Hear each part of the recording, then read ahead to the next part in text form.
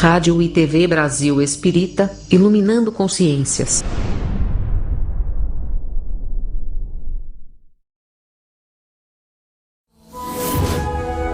A rádio e a TV Brasil Espírita apresentam o Evangelho segundo o Espiritismo e sua simplicidade. Apresentação: César Perry.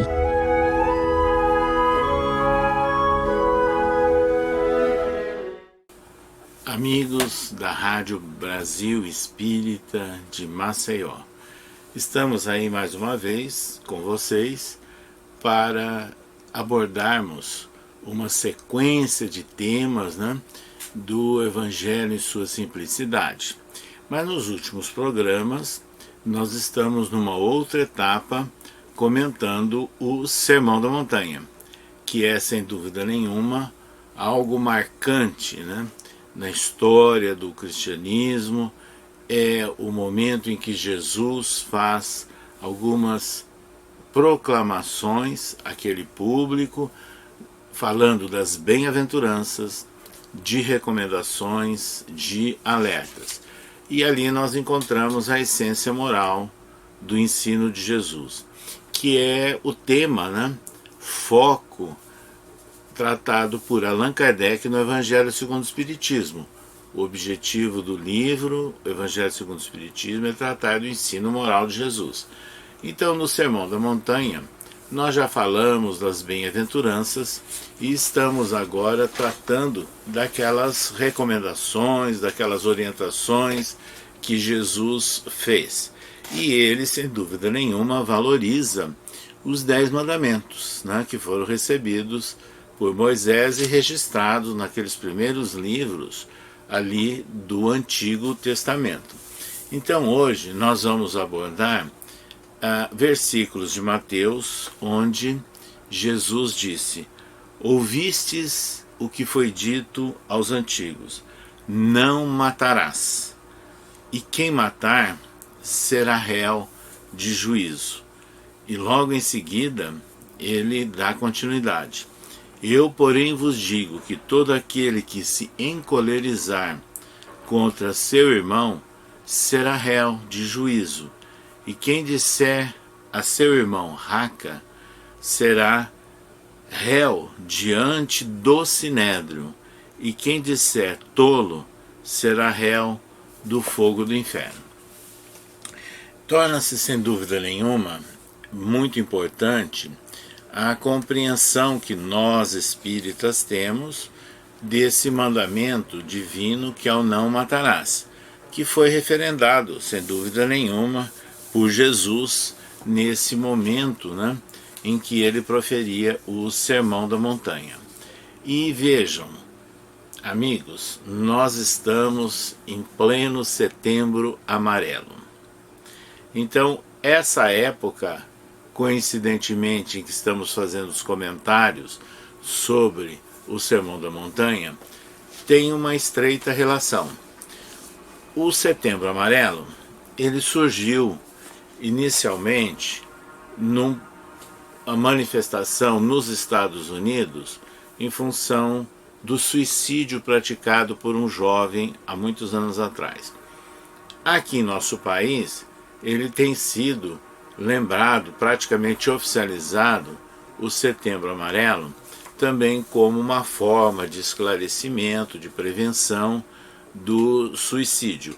Mas para nós é importante esclarecermos a profilaxia da morte provocada, que é para o próximo, quer de si mesmo. E aí é que se torna interessante avaliarmos o significado da valorização da vida dentro dos conceitos espíritas. E é nessas condições que nós temos que evocar, em primeiro lugar, uma obra que é básica para nós, inédita, que é o Céu e Inferno. Quando Allan Kardec o publicou no ano de 1865, Allan Kardec ele transformou essa obra inédita como? Porque ele faz estudos de estados de alma. Então ele relaciona as manifestações que ele obtinha no transcorrer das reuniões da Sociedade Parisiense de Estudos Espíritas, com a verificação de quem era o espírito comunicante, como ele viveu, como ele desencarnou, e agora ele estava sabendo como ele se encontrava no mundo espiritual. Então é o registro de estados de alma. E nesse livro, O Céu e o Inferno, nós encontramos na sua segunda parte, né, nos comentários que ele faz sobre as manifestações de espíritos. No capítulo 5, Espíritos Suicidas, e no capítulo 6, Criminosos Arrependidos. Nós vamos começar lembrando aqui de uma manifestação espiritual muito interessante que está catalogada como Criminosos Arrependidos. Trata-se de um padre católico, Padre Verger, que no começo nos primeiros dias de janeiro, né, do ano de 1857, ele assassinou uma autoridade católica, né, que era o Monsenhor Cibour, arcebispo de Paris, e na porta da igreja. E o assassinou porque ele estava, o Padre Verger, revoltado com posições conservadoras, né, do arcebispo, e com as quais ele não concordava. E quando ele perpetra essa morte, logicamente ele foi preso, foi julgado e foi rapidamente condenado à forca. Em questão de poucos dias, ele já estava sendo executado. Isso em janeiro do ano de 1857. E aí Allan Kardec já introduz no Céu e Inferno, em 1865, a manifestação dele, que ele já tinha conhecimento do mal que ele havia praticado, né, ao tirar a vida de um semelhante.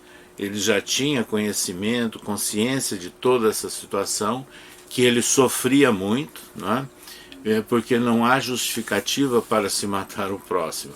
Pode ter justificativas aos olhos do mundo, dentro das leis humanas, mas na ótica da imortalidade da alma é diferente, embora cada caso seja um caso. Mas ele se mostra arrependido já num prazo relativamente curto de tempo, e inclusive tendo conhecimento que ele estava sendo preparado para uma nova reencarnação. E então daí a situação de arrependimento. O arrependimento é o primeiro passo que há no mundo espiritual, porque o espírito que se enganou, que errou, ele reconhece o mal que praticou, e aí vem o segundo passo, a preparação para uma expiação, onde ele vai viver algo semelhante àquilo que ele criou, né? Um amargor, uma dor semelhante. É um teste, né, através do mecanismo das vidas sucessivas. E a terceira etapa, que é já a de regeneração, ou seja, realmente de construir o bem onde ontem houve o mal. Então, feito esse esclarecimento dessa manifestação de um espírito arrependido pelo fato de ter matado, né, um semelhante, ter matado um próximo, nós vamos também comentar nesse livro básico de Allan Kardec, que é O Céu e o Inferno, a manifestação de um espírito suicida. Aliás, Allan Kardec ele coloca aí 7, 8 manifestações de espíritos suicidas, mas nós vamos destacar uma delas apenas para que a gente tenha a sensação, né, a ideia do que significa isso, a pessoa tirar a sua própria vida, considerando, né, o contexto do mês do Setembro Amarelo, né, que nós estamos atravessando nesses dias. Então, ele selecionou aqui a comunicação de um espírito que foi ateu na França e que não acreditava em nada e desgostoso com a sua vida, sem esperança, sem confiança no futuro, ele se matou. Chegando lá do outro lado, no mundo espiritual, ele realmente passou por etapas de muito sofrimento, né? E que autênticas vicissitudes, né? E aí ele tem um comentário muito interessante nessa sequência de manifestações e que nós vamos aqui comentar o seguinte. Quando Allan Kardec pergunta: tende a bondade de nos descrever do melhor modo possível a vossa atual situação? Ele respondeu: eu sofro pelo constrangimento em que estou de crer em que tudo aquilo que eu antes negava. Meu espírito está como num braseiro, horrivelmente atormentado. Quer dizer, ele passa a sentir no mundo espiritual que tudo aquilo que ele negava, que era a continuidade da vida, a imortalidade da alma, são situações reais. Então ele se matou pensando em fugir de uma vida complicada e com falta de confiança, e de repente ele se vê vivo, né, e obrigado a crer em tudo aquilo que ele negava, e sentindo-se terrivelmente atormentado como que num braseiro. Então essa comunicação, ela é extremamente significativa, e nós vamos então chamar a atenção que todas as nossas ações aqui na Terra, elas podem passar incólume à lei, aos costumes, à tradição, mas tudo que nós fazemos fica registrado na nossa consciência espiritual.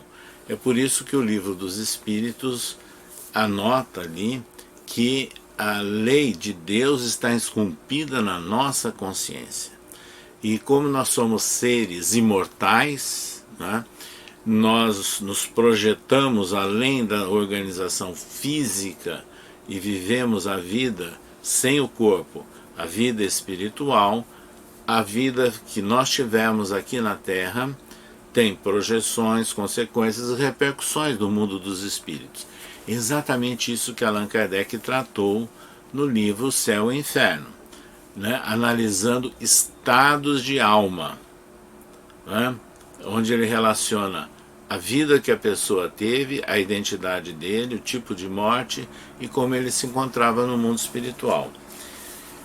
André Luiz trata de tudo isso naquela sequência de livros iniciados com o livro Nosso Lar, onde ele passa também a relacionar, né, essas dimensões da vida espiritual, né, e analisa como a pessoa está reagindo, se sentindo, como ela está se desenvolvendo no mundo espiritual após a sua experiência aqui na vida corpórea. Ou seja, nós não podemos esquecer que nós somos seres interexistentes. Quando nós estamos encarnados, nós temos um corpo, mas nós somos espíritos. E nós temos ações extracorpóreas, típicos do ser espiritual. Quando nós desencarnamos, o corpo fica, mas o espírito se projeta na outra dimensão, que é a dimensão incorpórea. E aí é que nós vamos sentir, né, todas essas situações que nós temos comentado e que existe na literatura espírita. Por exemplo, num livro magnífico, monumental, de Ivone Pereira, Memórias de um Suicida, nós temos informações em detalhe sobre os estados de almas de alguns suicidas, e que são, na verdade, reportados, né, pelo espírito que se manifesta por intermédio de Ivone Pereira, e que na verdade é um grande literato português, Camilo Castelo Branco, que usa um pseudônimo, né? Mas ele foi um suicida. Então ele relata a situação dele e se afiniza com Ivone do Amaral Pereira, porque ela também foi uma suicida numa vida anterior. E aí é relatado todo o esforço, um trabalho complexo, difícil, né, de uma colônia espiritual, Instituto Maria de Nazaré, que tem uma pleiade de espíritos, os servos de Maria e que fazem conexão nessa reportagem espiritual com um centro espírita do interior do Brasil, onde os espíritos suicidas são trazidos às vezes para um contato com médiuns, para se manifestarem, para serem esclarecidos, consolados, aliviados da grande dor que eles atravessam no mundo dos espíritos. E ali tem espíritos extremamente em sofrimento, padecendo cruéis dores, são chamados retalhados. Retalhado tem a ver com a situação em que eles se mataram, ou seja, eles se retalharam mesmo, porque se jogaram nas linhas de uma estrada de ferro, né? Então foram mortos por um trem, numa morte provocada. Mas assim pode acontecer também semelhantes sofrimentos com os assassinatos, quando uma pessoa tira a vida de um semelhante. Ele pode vir a sofrer no mundo dos espíritos situações parecidas com aquela que ele infligiu na criatura que ele tirou a vida física. Então, nós temos na literatura espírita esclarecimentos em detalhes, autênticas reportagens espirituais, falando do tipo de vida, o tipo de morte, as condições da morte e o que acontece, as repercussões no mundo dos espíritos. Então é por isso que no Sermão da Montanha, na sequência ao Não Matarás, Jesus comenta também que aquele que foi incoerente, aquele que se encolerizou contra o seu próximo, matando ou encolerizando, ele será réu do fogo do inferno. Que fogo do inferno é esse? Inferno, Allan Kardec esclarece nesse livro O Céu e o Inferno, é um estado de alma. Nós podemos, segundo Emmanuel, pela psicografia de Chico Xavier, construir o nosso céu de acordo com as nossas opções de vida, ou construirmos o nosso inferno. Só que esse nosso inferno, diz Emmanuel, pela psicografia de Chico Xavier, terá o tamanho da nossa rebeldia, ou seja, a rebeldia que nós tivemos aqui em seguir as leis de Deus, os 10 mandamentos e a lei moral que Jesus detalha a partir dos 10 mandamentos, como está no Sermão da Montanha. Então, essa situação de sofrer no fogo do inferno é aquilo que o espírito suicida relatou, não é? Allan Kardec está no Céu e Inferno, que ele se sentia como num braseiro. O braseiro é uma sensação espiritual, então é um estado de alma. Então é importante nós evitarmos esses estados de alma em desequilíbrio e de grande sofrimento no mundo espiritual. Como? Nos esforçando no nosso dia a dia e colocando como projeto, como meta das nossas vidas, com o nosso esforço em colocar em prática o ensino moral de Jesus. E aí nós encontramos no Espiritismo belíssimas colocações feitas por várias entidades espirituais.